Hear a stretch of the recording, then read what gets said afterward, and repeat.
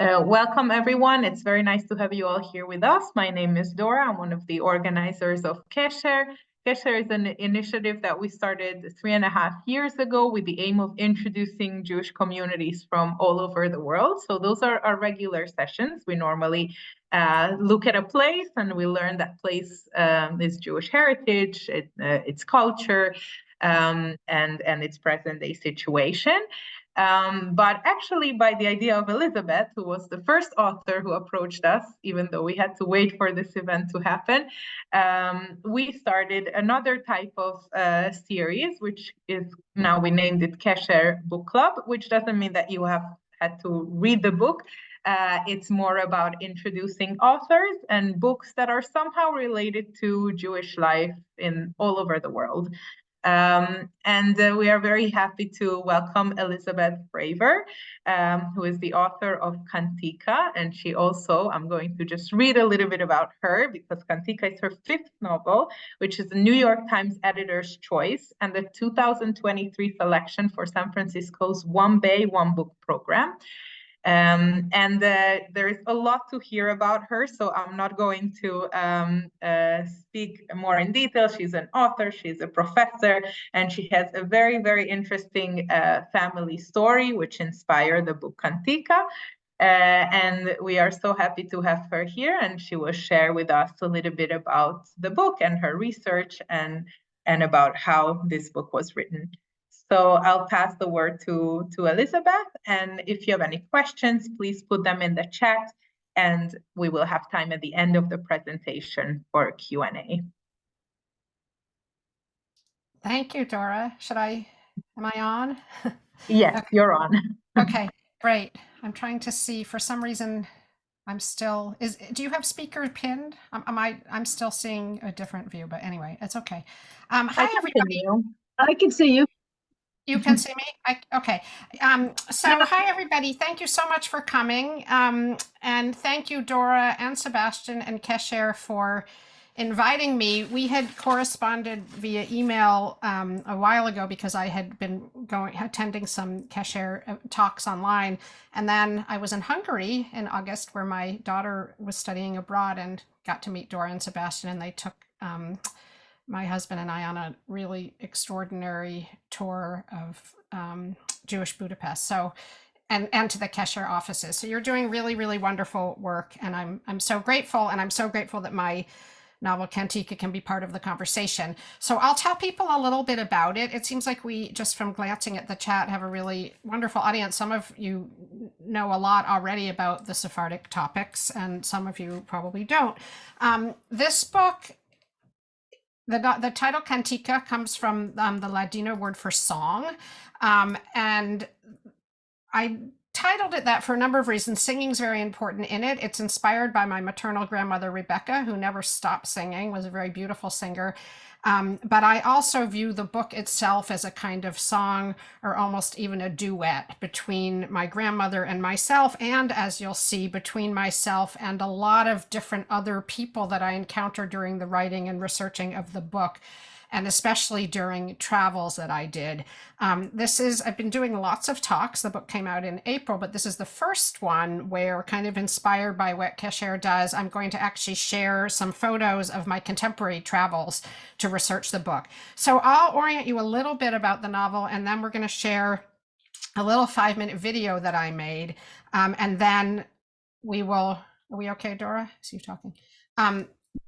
Sorry, we are just having a little bit of an issue with our Zoom, but it's nothing, nothing concerning you. So okay, well, tell me if I need to stop.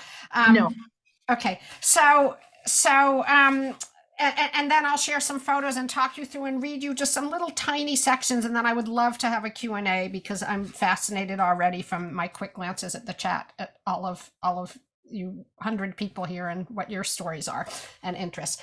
So this novel started in a funny way decades ago. I am 59, and when I was 21, I interviewed my grandmother telling stories, and you're going to see in the video that Dora will share that she was a very, very good storyteller. One of the reasons I like to include this video is because it has little clips of her voice.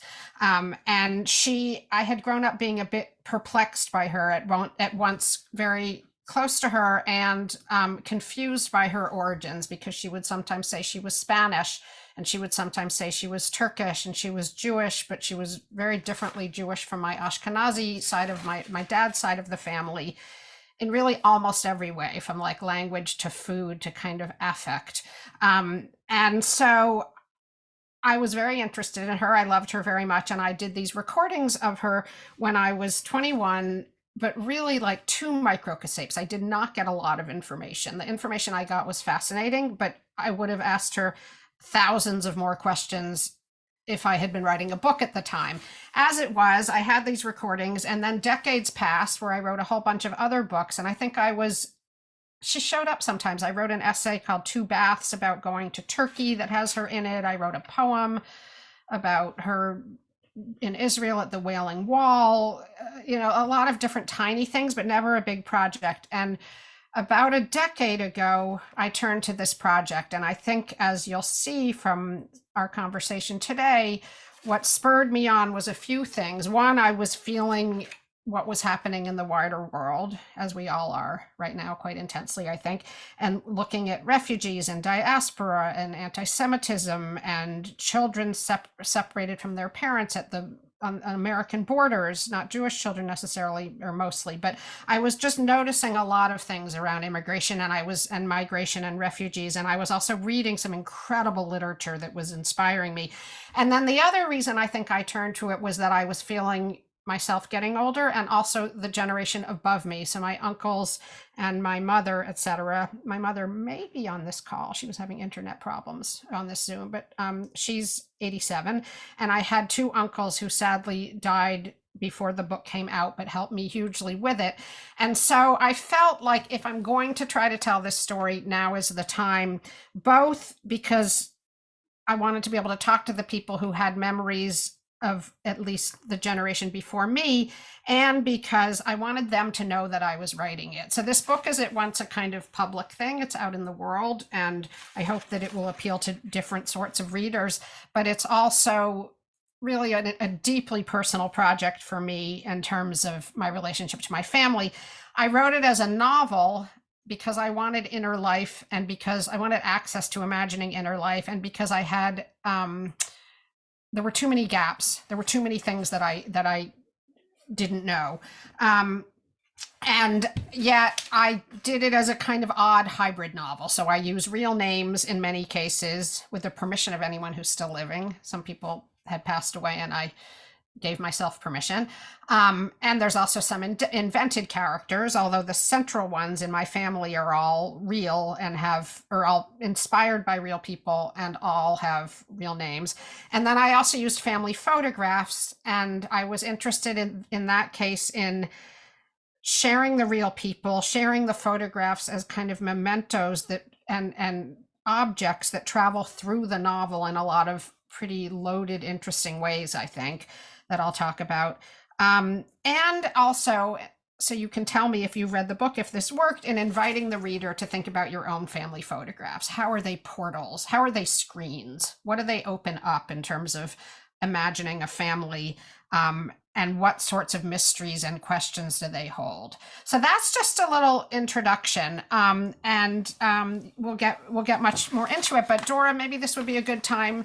So this is a 5-minute video, and you're going to just in particular listen for my grandmother's voice, which I'm very biased, but I love how she tells stories.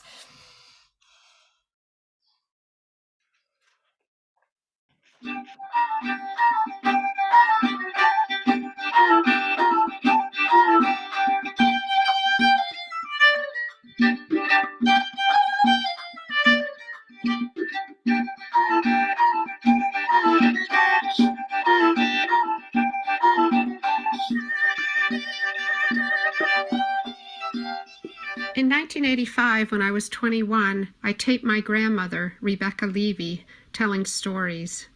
I'd always known she'd had a challenging and colorful past: 2 husbands, 6 children, many countries, multiple languages, and upheavals.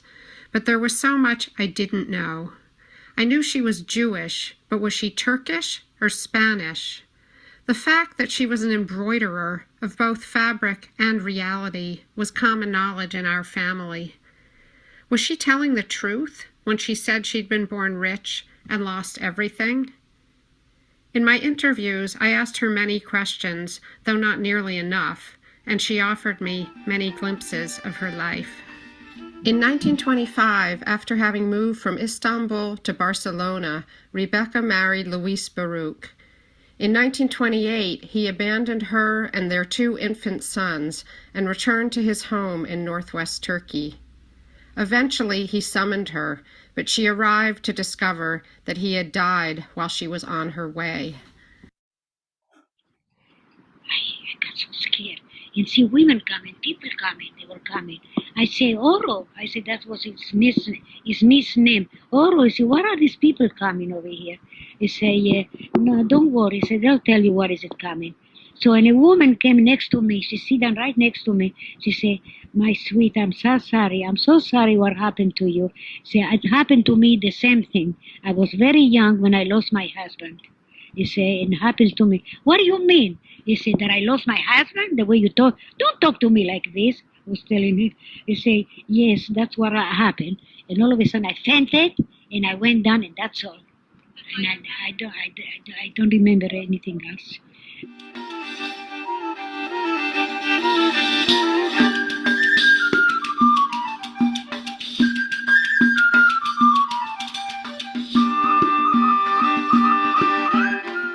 Well, I got married with, I have a sister over here living in America, and yes, Corinne, and she sent me a letter and told me that there is I know I have a friend over here, very nice man, that he lost his wife, and his wife was a woman that I was very friendly with her. We live in the same country in Turkey. We live together because she came in Istanbul.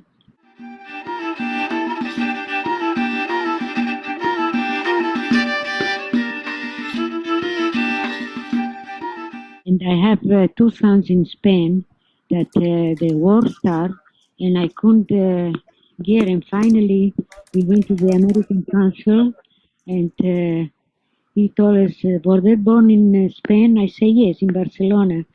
So, and if the consul say, okay, you say, we'll bring him over, don't worry. I started to cry. I was so nervous because I was carrying a baby.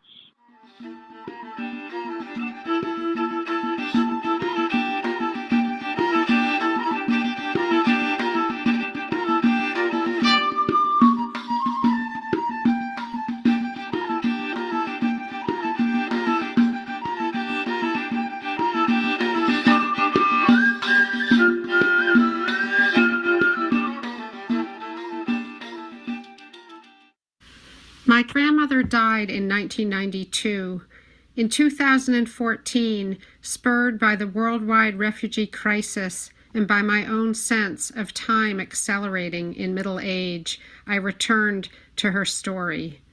I traveled to Turkey, Spain, and Cuba, interviewed relatives and strangers, read books. I stared and stared at family photographs.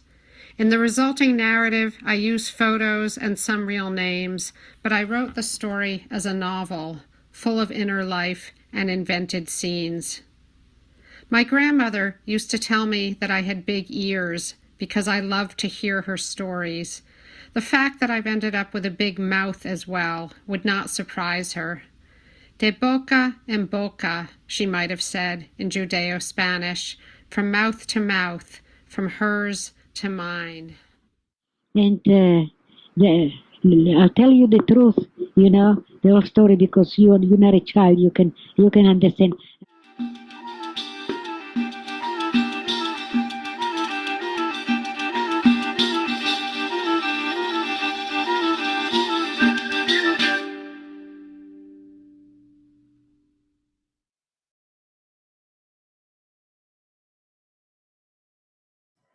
Thank you, Dora.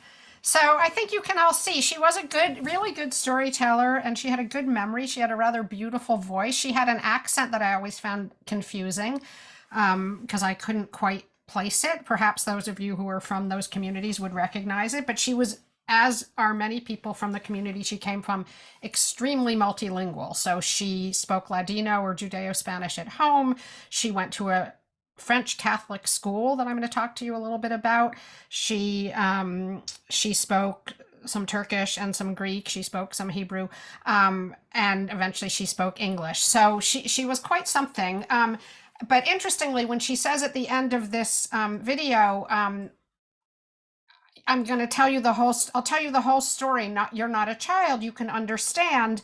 She didn't tell me the whole story. I think partly what she was referring to is that she was, for a grandmother, particularly of that era, unusually open, and she would talk to me about sexuality and bodies and disability and pleasure and a lot of things. She was really, really kind of willing to go places, which for a young writer, just a young woman really, was fascinating to me. But she didn't tell me the whole story, so I had to kind of, once I started writing the book, really probe and do tons of research. So Dora, do you want to pull up the first slide? Some of these are in the, oh, actually, you can flip down through Constantinople and Istanbul to the third slide. Yeah, maybe the next one. Perfect. So some of these you saw quickly in the video, some of them are in the book, and then I'm also giving you a behind the scenes peek at some that didn't make it into the book. It was really hard to figure out what to put in the book because I wanted more photos than my editor anyway thought belonged. So we had to make some tough choices. But I wanted to just tell you a little bit about what these photos did for me, especially because including photos in a novel is somewhat unconventional. I'm not the only one to have done it, but it's not typical. So this is a photo. Rebecca is the little girl with the white dress. And I would have thought, if I hadn't read the writing on the back of the photo, that the person behind the scenes, standing behind her, was her mother. In fact, it's not her mother. It's her nanny and cousin, Victoria. So that immediately showed me they had a nanny. What does that mean? My grandmother always used to say to us a somewhat provocative statement. She would say, better to have been born poor than to have been born rich and lose everything.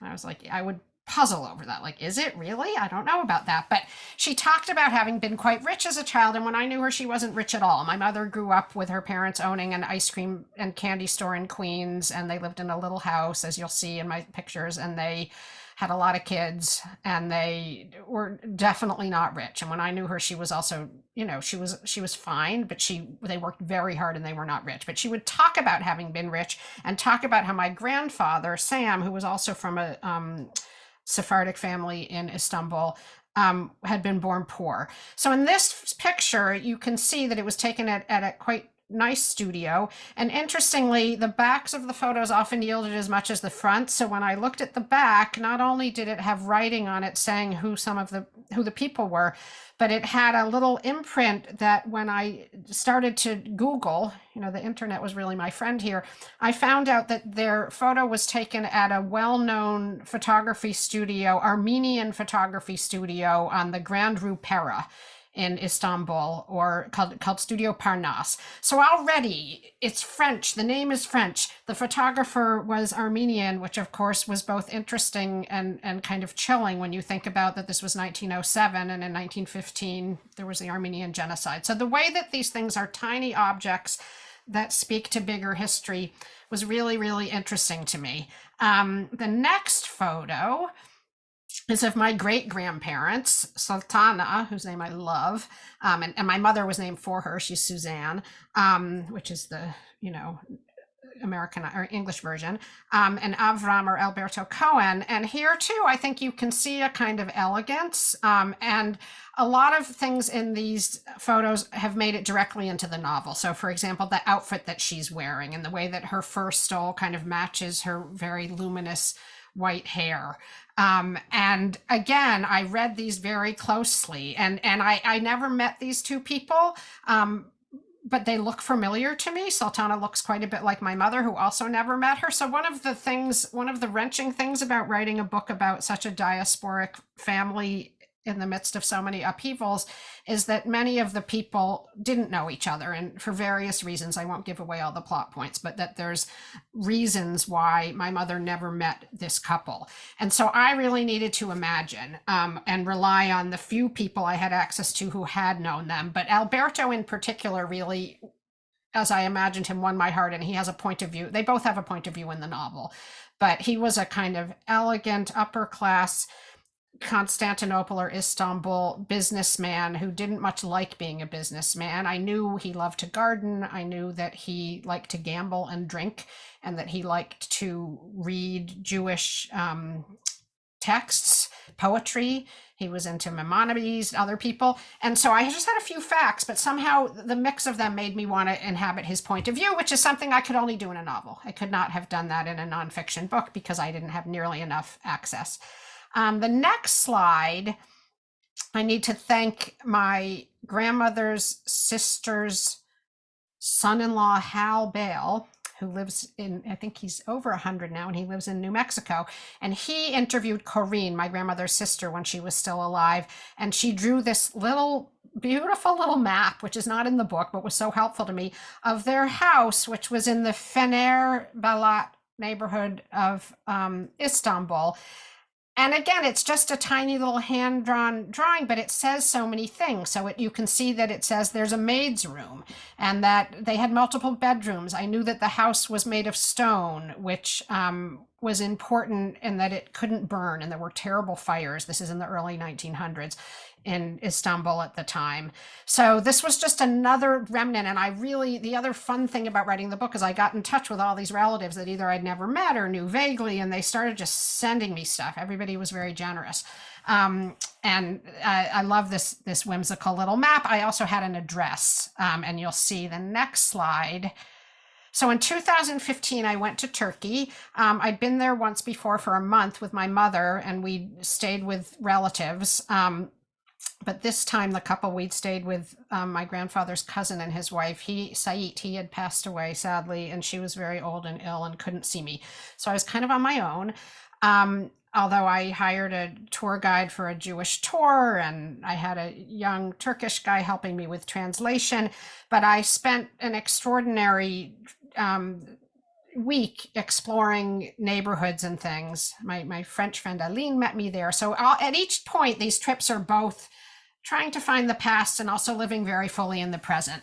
And with fascinating layers for me. So this is the address of my grandmother's house, which is, forgive me, Turkish speakers, Kurbasi Sesmesi. I'm sure I'm saying that totally wrong, but it means the street of the soup maker's fountain, which I thought was so lovely. And the house isn't there anymore. So instead you get this mishmash house, and you get contemporary or 2015 graffiti. But to stand there and know that I was in the spot that my grandmother, who had been forced to leave this place in her late teens, had stood, was very moving. And even the layers of history were very moving. I remember that someone's helping me with the pronunciation. C is pronounced J. Okay, thank you. The languages in this book were really fun and really hard for me because I only speak English and French. I learned some Ladino, but it was very moving to me even to be standing in this place that had been, for my grandmother, her beloved home. She loved Turkey. She loved Istanbul. She had a very good childhood. And see what it was now. So when I was there, the streets were filled with Syrian refugee children, and I was playing with some of them and talking to them. And it was very powerful to me that for these kids, this was their exile. And for my grandmother, this was her home. And as we know, these places just keep changing and changing and changing in relationship to world politics and Jewish populations and other populations. And so Cuba and Turkey have changed a huge amount since my book was set, and are continuing to change, right, in some complicated ways. But so to stand here and feel both the tug of the past and the layers of the present, which are not in my book explicitly, but kind of informed my feeling and thinking, was really just profoundly moving to me.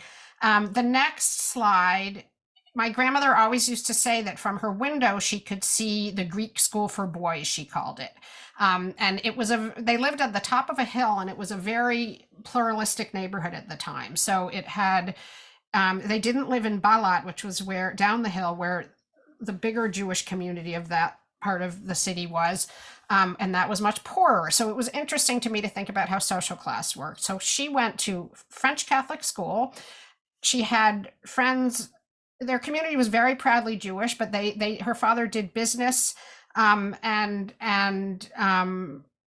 had relationships with people, with Muslims and with Greek Orthodox people, Christians. And so that was very interesting to me too, to look at this as it was a very, very cosmopolitan time, which didn't mean that there weren't lots of conflicts brewing, because there were, and they would eventually brew enough that big chunks of the Jewish population left. Although, I still have some relatives there, and there still is a Jewish population in Istanbul. But I thought now I would read to you. We'll do a couple more slides. So I knew she went to French Catholic school. I didn't know which school. There were 3 that I could find. She loved her school, and she was very into kind of cross-religious conversation and song. Her old age, she made friends with a reverend and would go to church with him. So I think her early childhood made her kind of unusually, at least compared to the other side of my family, sort of interested and open to crossing over in lots of ways, linguistically, religiously. She was very Jewish. She was very proud of being Jewish and never seemed to question her faith, which was also interesting for me because I was raised very secularly. So it was interesting to imagine myself into that space. But I couldn't figure out exactly which school she went to. And I actually went to the 3 schools. I'm really dogged when I'm looking for answers, and tried to find her names in old rosters, and I could not. I failed. But I decided that she'd go to Lycée Notre-Dame de Sion because it was so beautiful, and it had these incredible courtyards, and she did used to talk to me. She loved art, and this school was known. It was a very progressive school. It was oddly founded by a Jewish convert to Catholicism, and they welcomed Muslim girls, Jewish girls, and Christian girls, and gave them separate religious education classes. So I went to the school, and in the next slide you can see it in its 2015 iteration. It was still very beautiful. And this was where, because it's fiction, I could make a choice. I landed her there. I also knew from one of the recordings that I had done with her that she did Maccabi gymnastics. Dora, you could do the next slide. And I found a slide of that, and that was a kind of early sort of Zionist inflected, I'm sure many of you know about it, but at the time it was a kind of, sports movement that still exists. And so I took every little bit of things that I had and kind of ran with it and embellished and made changes where I wanted to.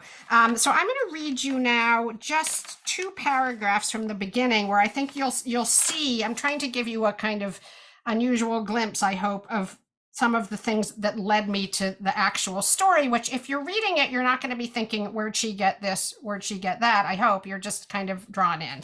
But so the beginning of the book starts, this is my very tattered copy. It already looks antique. I think I left it in the rain. It starts with that picture that I showed you at the beginning. And I'll just read a few paragraphs to give you a sense of kind of the voice. And you'll notice in this early section that there's a lot of flow. And that was very intentional because this childhood is marked by open doors.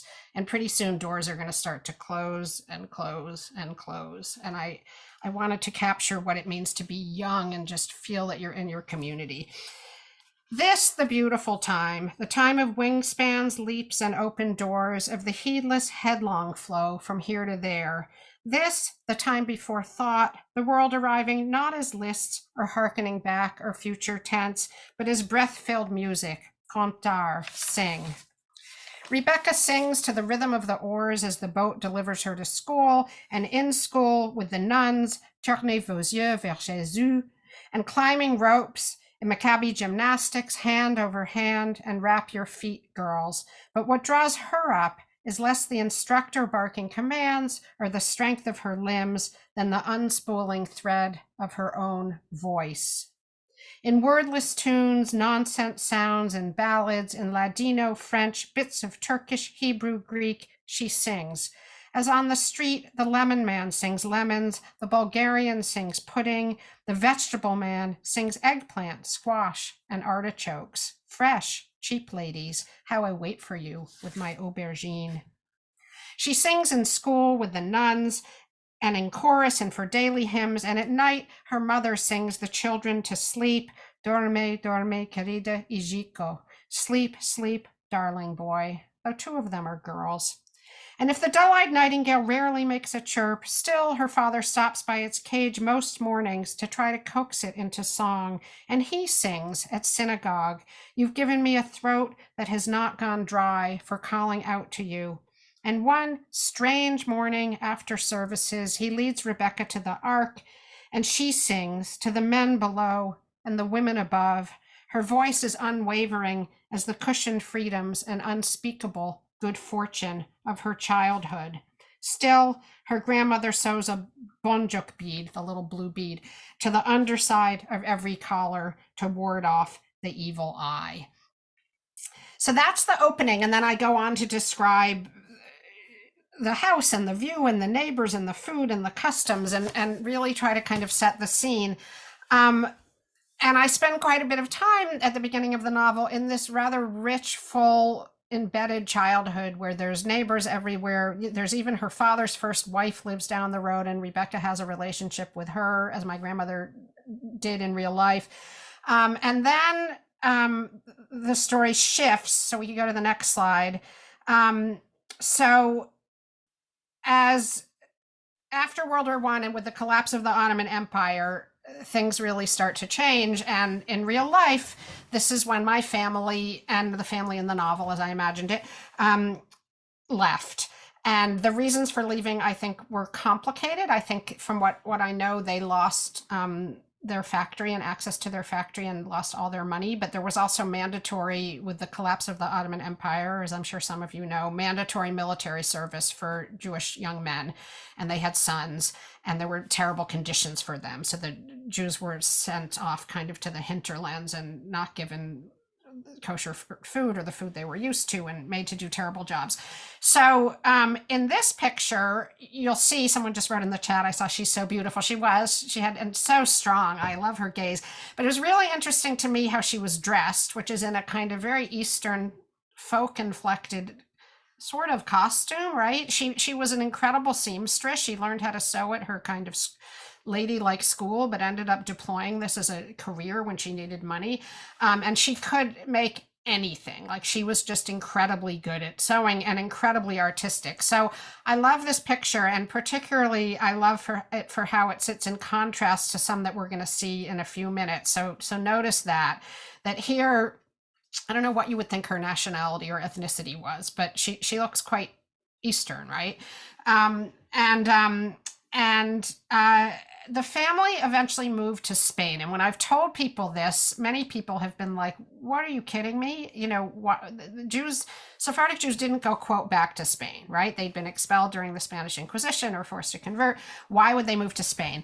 So as I understand it, they moved to Spain because it was hard to get into other places at that time. This was by 1925, and there had been very, thanks, Dora, there had been very punitive immigration laws, particularly in America, shutting the door to all kinds of people, including Turks and Jews. But there was briefly a law that is mirrored by one that has existed over the past few years, where Spain was giving citizenship to people with Sephardic ancestry. Anyway, they went there. They were part of a very, very small community. And I put this slide of the door a little bit ironically, because there's this kind of myth of when the Jews left Spain, expelled at the Inquisition, they held on to the keys to their houses. And as I learned more and more about this, I kind of thought, yeah, it's kind of a myth. Like, why would you do that? This country pushed you out. At the same time, Ladino is very close to Spanish. A lot of the food, a lot of the kind of romanceras, a lot of the stories, a lot of the clothing even. You'll see something at the end. My grandmother used to dress me up in little Spanish dancer outfits.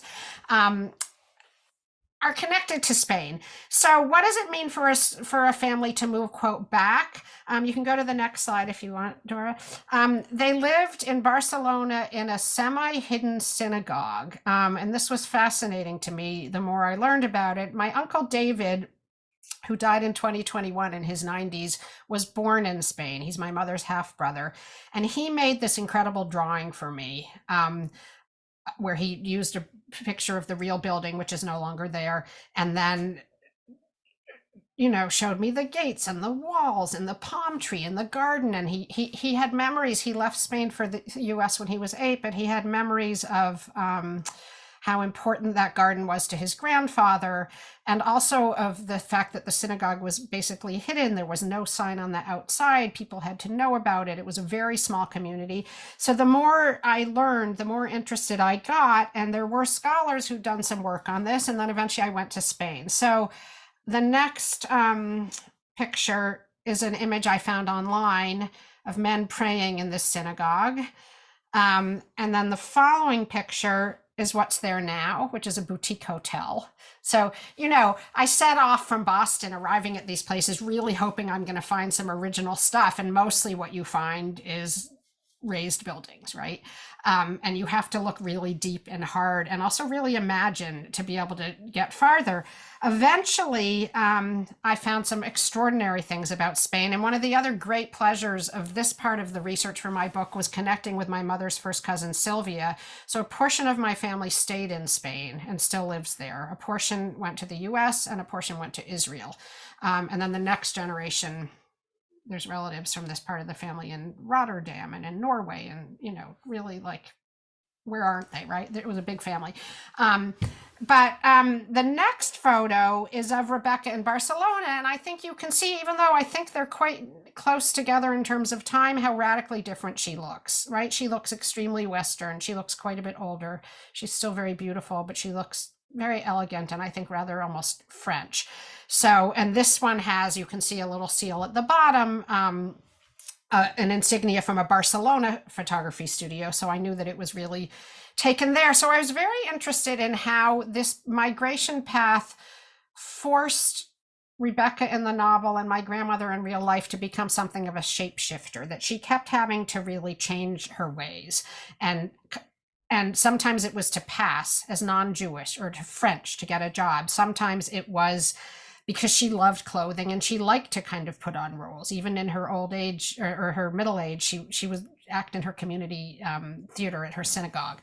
But I thought this photo was very interesting when next to the other one. And then the next photo is of my great-grandfather Alberto and his wife and their son Joseph in the garden behind the synagogue. And you can just see how radically they've aged. I think this move was very hard on him. They are older than they were in that more elegant photo earlier, but he in particular just looks very, very worn out to me. And his hands are tense and his jacket's not buttoned right, and he looks tiny. And so as I imagined him, I just kept looking and looking and looking at these photographs and trying to picture, what is it like? I viewed him really as an Ottoman Jew, someone who loved living in Turkey, didn't want to leave. Rebecca's more interested in Europe. She's young, right? And his whole world has fallen apart. The following photo, Rebecca ends up marrying, I'm going to give away a little bit if you haven't read the novel, but she has a first marriage in Barcelona to someone named Luis. It was not a good marriage. It didn't last very long, but it resulted in 2 sons, my Uncle David and my Uncle Albert. So this photo, knowing what I know about the marriage, was also interesting. I was fascinated by all the feet. Like, look at the feet of the table and their feet. And also how kind of waxen they look. When you first look, you might think this is a lovely photo of a couple in love, and he is kind of looking at her attentively, but she looks stunned to me, like a deer in the headlights. And again, I was bringing some of what I knew, but the marriage didn't work out. And in the next photo, you can see another rather lovely photograph, and you can see Rebecca sitting down holding a baby. That's my Uncle Albert, and David next to her, and I think Luis behind her, and her parents standing up. And they look like they're making merry in the park, but in fact, I think they did have family and community, but it was also a constricted life in various ways. So the Spanish Civil War was heating up, right? And eventually, Hitler's going to rise to power. Franco takes over. Lots of things happen. I'm going to try to go a little bit faster so we have time for questions. But the next photo is my Uncle David as a little boy. And then the following photo is an amazing film I found, and I did include the link here, called Jews of the Spanish Homeland from 1929, a silent film that contains unattributed footage of my family, which was extraordinary when I found it. I sent it to my uncle and said, look, and he said, holy cow, because he's 2 years old in it. You can't see him very well there. He's got the dark hair.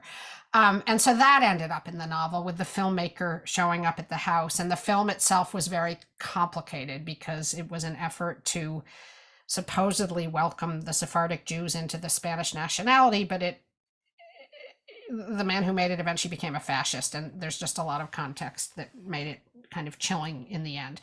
Next photo is just another one of Rebecca kind of playing dress up with her son Albert. So this is in Spain, and she looks somewhat different here. You know, you can tell she's getting older, she's a little plumper, and she's still having fun dressing up. And then the following photos are at the Jewish cemetery in Barcelona, which is a tiny little cemetery on the edge of a big cemetery called Les Courts. And I went there with my mother and my aunt, great aunt Sylvia, or Aunt Sylvia, I guess, my mother's cousin. You can do the next one if you want, Dora. And we put pebbles on my great grandfather's grave, which was, again, very moving and intimate and interesting. And you know, just raised a lot of questions for me and my mother, because my mother never met this man. My grandparents could not get her parents over, even in the midst of wartime. So he died in the bombing of Barcelona during the Spanish Civil War.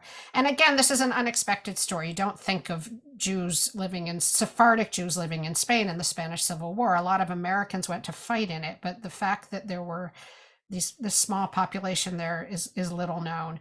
And this was just, I was fascinated by the crazy difference between the Catholic part of the synagogue and the Jewish part of the synagogue, just how differently they're both beautiful and interesting, but how differently they're laid out.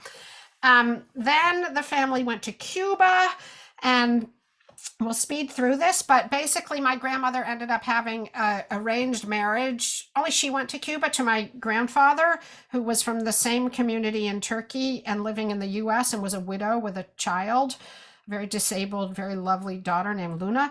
So my grandmother set off for Cuba in order to see if he would be a good match for her. She left her kids in Spain, I think for both immigration reasons and because she was nervous and wanted to make sure before she schlepped them across the world, to use a non-Ladino term, that he was okay. So from Cuba, I had several little remnants of things my family had saved. One is the next slide, which is the stationery from a hotel called Hotel Flor de Cuba. And then I went to it, the building, and here the building, because of Cuban history and how little has changed really, was still there. You can go to the next slide, Dora. But it wasn't a hotel anymore. But again, I had that powerful feeling of picturing my grandmother as this young single mother coming to see if someone was a suitable husband. So at each moment I was imagining and trying to kind of feel. The next slide is a very bizarre letter that basically is requesting an expedited marriage license because of illness. And I ended up using this as a plot point in the novel. And then the following couple slides are, this one's my grandparents in Cuba. And I thought it was interesting in that you can see the kind of tatteredness behind them, right? It looks, I decided they were at a racetrack. I'm not sure why, but I would blow the photos up. And then the following photo is of my own travels around Havana, where there's still, some of you may know, a kosher meat market, which was very surprising to me, given everything I know about Cuban history and communism and things, but there it was. And then I also saw just rather extraordinary things like the Santeria altar that played in for me in the novel to questions about belief and superstition, and some of the superstitions Rebecca had brought with her from Turkey. So I was forever interested in both the differences between these places and the ways in which one might find things that looked like they were other, but provided kind of points of contact. So in the novel, Rebecca's very interested in one of these altars, and Sam is like, no, walk by it. That's silly. That's like superstition. And she wants to stop. And then the rest of the images, I think we'll go quickly because I don't want to give away too much, but are just things I found that helped me. So there's a ship's manifest. So I literally could see the name of someone else on her ship. You can find all of this online if you are crazy obsessive like I am. And then her marriage certificate, and you can see there that the names are Sephardic of some of the witnesses. The next one. Oh, yeah. And that it's written, pieces of it are written in Ladino. One of their witnesses is called Israel Behar, Marco Paseo, I think. The following slide is a picture of Rebecca and her sons that she must have taken to America. And I found this very moving because they were still in Spain, but she wrote in English, just learning English. She'd never learned English. They're in Spain, my darlings. So she does it with a New York accent, which I just thought was so great. Like my other grandmother from the Bronx would always call me my darling. And also in this picture, it's interesting because although it was taken in Spain, the kids are wearing US sailor suits that she must have made for them. So again, I had to imagine, and what I imagined was that she thought, I'm going to make these boys look like good American boys, because she basically had to kind of market them to her future potential husband, right? She wasn't coming alone. She was a package deal. And so here they are. And then David eventually was in the Navy and talked to me a lot about that. And that's also in the book. So I think maybe we should stop, Dora. Do you want to quickly go through the other images just to show them? But I want to have time for questions. That's my mother, the baby in the lap.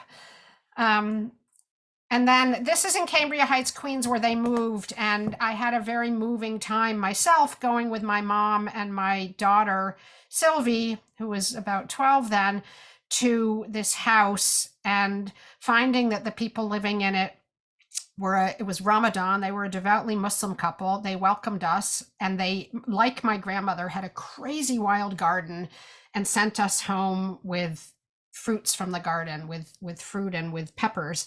And I remember talking to Omar Mohammed, the man, and kind of saying, it's so interesting. We've all come from these different places. And they were thrilled to learn who lived in the house. And he gave us the vegetables and said, we're all from Abraham. So I've been thinking about that, especially in the midst of all the terrible division right now and war, and just looking for these moments of cohabitation. And I think my story has a lot of them, and that it's worth kind of remembering those moments. So let's stop there. Let's not do the rest, because don't you think, Dora, we should I haven't actually been looking at the chat, but I want to make sure we have time for questions. Do you agree? Yeah, but I think it was fascinating to listen to you. So even if we go or went a tiny bit over time, it was so nice to There's so much to say and learn a bit about your story. And I actually read Elizabeth's book, and I can really, really recommend to everyone to, there's a lot in it that was not mentioned now, and she paints such an amazing picture of these places and these lives. Of course, as always, tomorrow we will send out a follow-up email including this talk, and also how you can get Elizabeth's book, and also about a few other relevant resources and links, as well as Qesher is organizing a Jewish heritage tour to Spain this year again, so we'll send you some information about that as well. So let's get into the questions. I'm just going to quickly look into the chat and ask Sebastian if there were any. I see that there are a lot of comments. I know. I'm trying to look, and it's a little hard for me to look and talk at the same time. Well, you'll send me the questions and comments later, right? Yes, we can send the whole comments as well. Okay. But so there are no questions. Okay, so I've been told that there are no questions yet, but there are a lot of comments. So yes, we will share the recording tomorrow. That was a question. So yes, if anyone has questions, please feel free to put them in the chat now, or if we missed it from earlier, please feel free to put it again. Question: how big was the Sephardic community in Spain when your grandparents were there? So I mostly know about the one in Barcelona. I know that there was a small one in Madrid and in a few other places, actually, from that film that I mentioned. And it was quite small, I think 100 or so, but it got bigger pretty quickly, partly because of refugees. So refugees started coming from Germany and Poland and the Ukraine and things like that. And the synagogue, the little semi-hidden synagogue was a kind of site where they would go to get information. There were a couple cafes that were Jewish. There was, I think, one that was mostly Ashkenazi and one that was mostly Sephardic, but it was very, very small. And my grandmother used to talk with some kind of bitterness about how that's partly why she had a bad marriage, because it was understood that she could only marry someone who was Jewish, and it was a very small pool. Her first husband, Luis, was from what's now Edirne, Adrianople in Turkey. So yes, it was quite small. It was not, and it remains fairly small. I think there's a couple synagogues in Barcelona now, but it's not a big community. And do you know about Spain? Because now this was focused on Barcelona. Do you know if there were other communities in Spain? I know there was one in Madrid that had contact with the one, but a lot of information that I found was in the records of the Joint Distribution Committee, which did a lot of aid, and there are records about kind of budgets and letters and pleading for money. These were very small, down at the heels communities, and there was one in Madrid that had some relationship to the one in Barcelona. Beyond that, I didn't go too far because I had my hands full. There's a historian at Carnegie Mellon who I've met who's wonderful, called Mikkel Friedman, and she's written about the one in Barcelona, some really interesting essays. Thank you. Could you say something about the creation of the audiobook?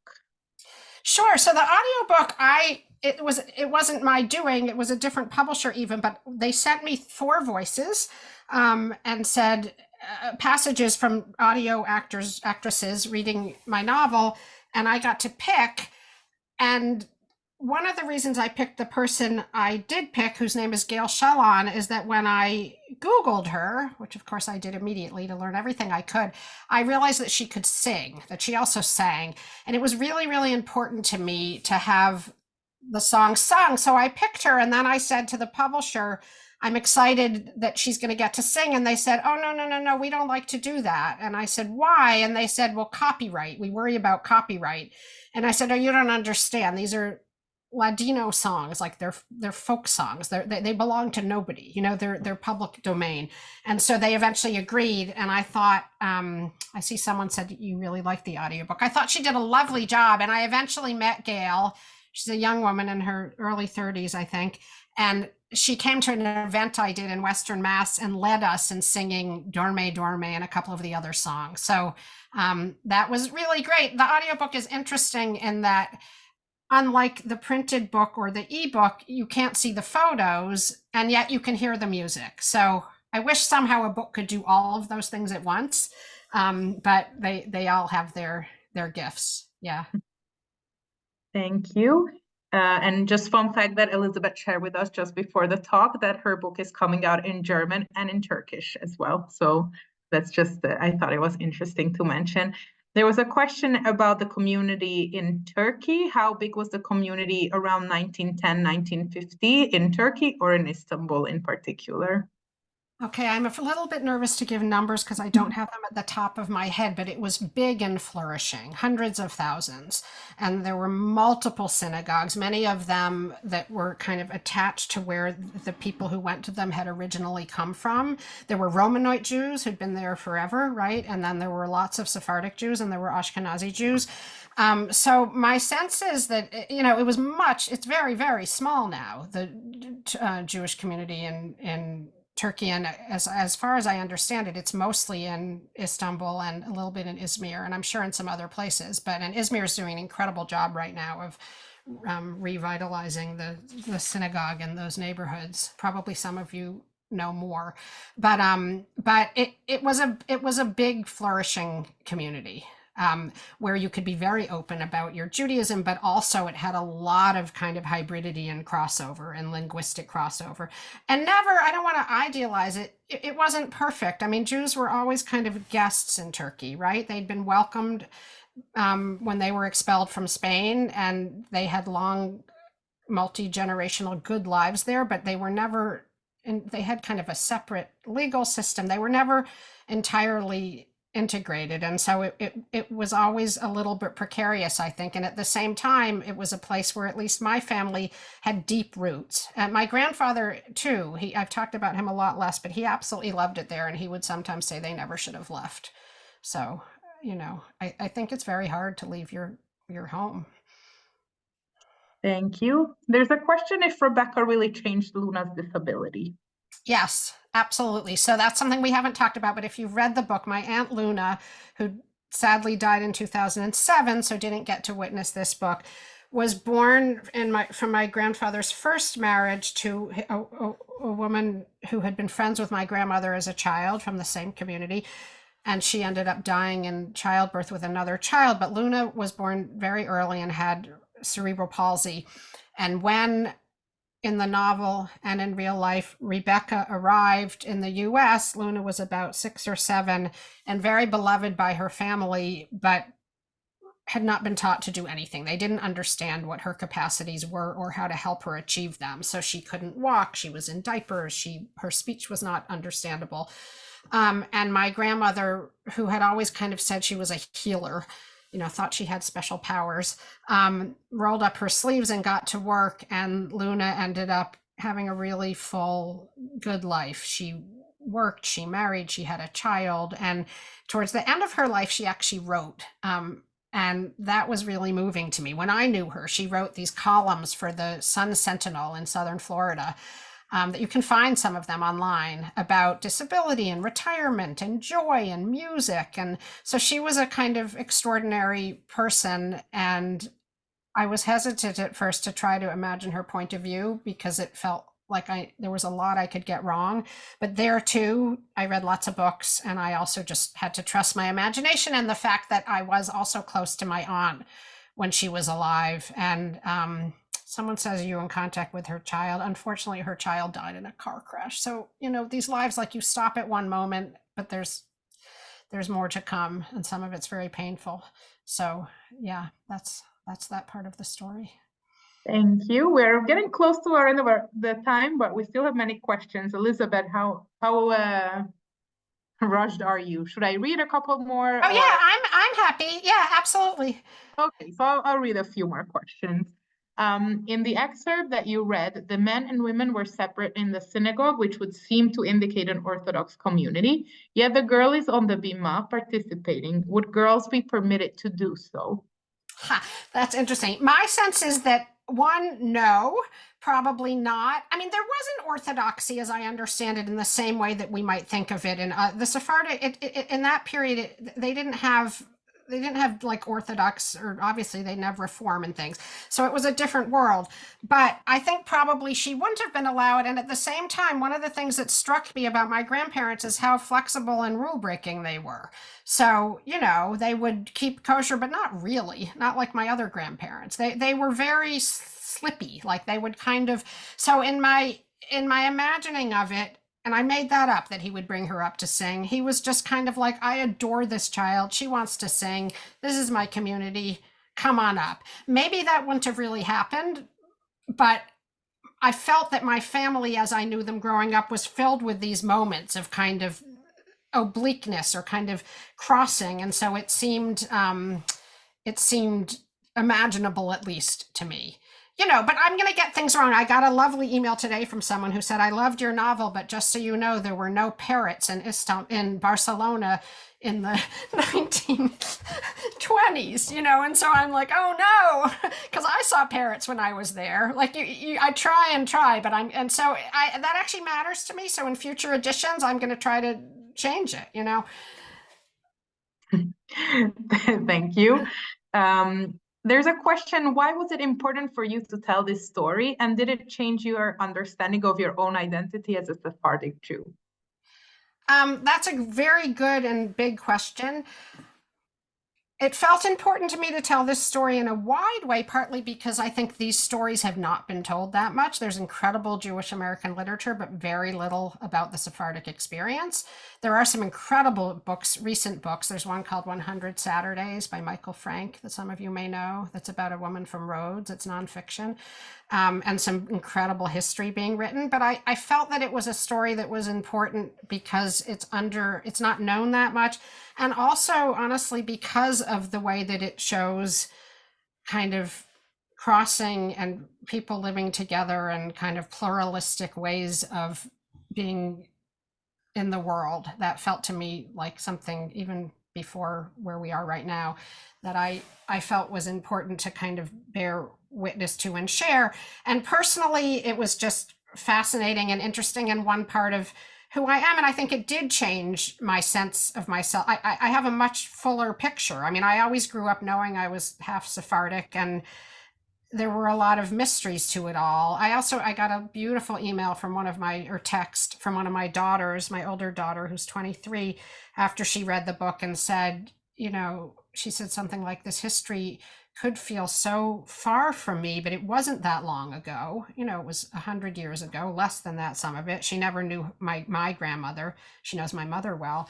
And that for her, it changed her sense of who she was in the world. So I'm partly writing forward, kind of thinking about what does it mean for any of us to try to understand our stories, both through the pieces we can hold on to and glean from the record and from just imagining our way. And that's what I do as a novelist. And I've done it in a lot of different worlds, but this is my most personal book, and that none of my other novels are connected to my own particular lineage, Thank you. I will only read a couple more questions, but really there are so many comments we'll send you later. Okay.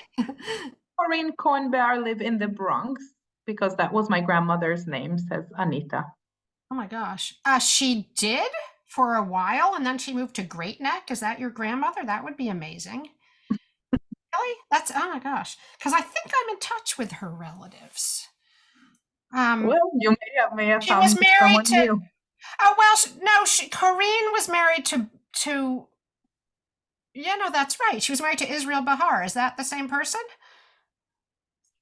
I don't see Anita, the if you feel chat. like presenting yourself. No, different person. Okay. One of the things is there's a lot of repetition in these Sephardic names. So, and especially with the Bahars and especially with the Cohens and the Levis, you can't get too far without finding another one. Oh, that's too bad. That would have been fun. There are many comments, a lot of people who really relate to this story. Someone wrote that your book helped her understand her own mother's immigrant experience, and many people sharing stories from their own backgrounds. I wish I could answer every one of them, but I'll look at them. Yes. So maybe we will even share these comments in tomorrow's follow-up email, because maybe we can connect some more family members on this talk, or that'd be great. or long lost relatives.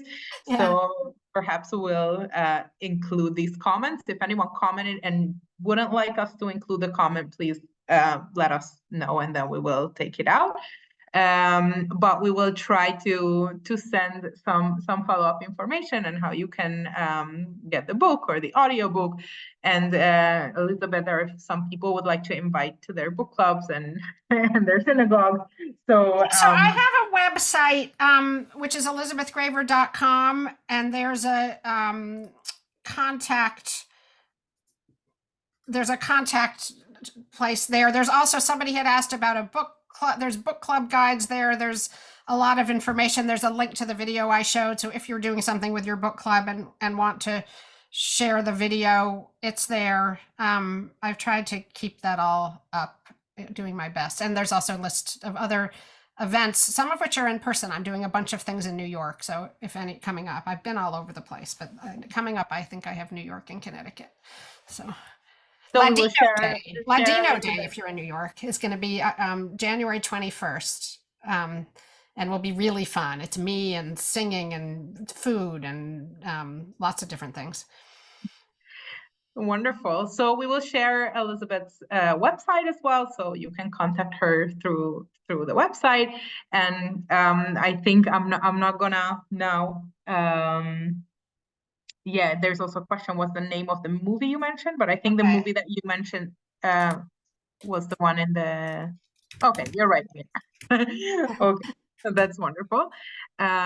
Jews of the Spanish homeland. So we can also include this in the follow-up email. So we will try to do as much as we can. And thank you, Jake, for letting us know about the number of Jews living in Turkey these days. Was I close? What did I say? 10,000?